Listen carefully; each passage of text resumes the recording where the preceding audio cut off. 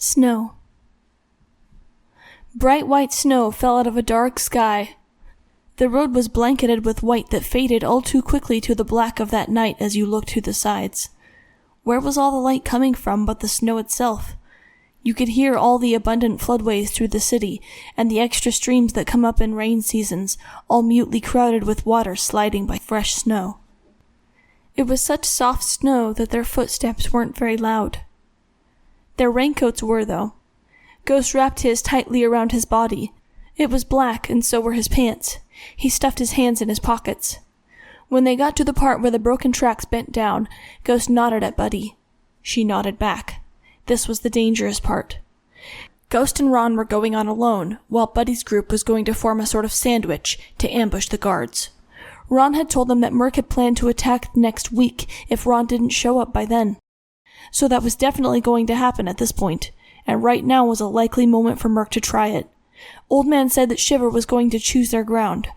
Ron grunted in effort as he tried to clamber up after Ghost.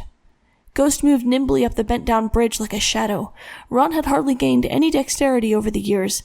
It was almost like helping a child. Ghost had to practically haul Ron up the warped concrete. He shook his head. The breaks in the concrete were practically a ladder.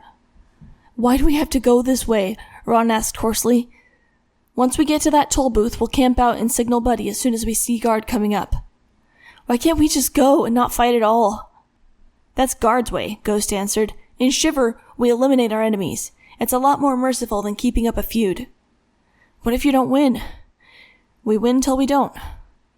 They smushed together into the booth, squished the door closed, and waited, breaths misting the windows.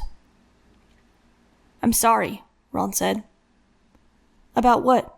Ghost said. "I was a coward. I'm still a coward. I wish I wasn't." Ghost looked down at the street. It was hazy and hard to see through the misted window, but they didn't want to be seen when the guards came. He glanced at Ron's face. He was sad. "I know," Ghost sighed.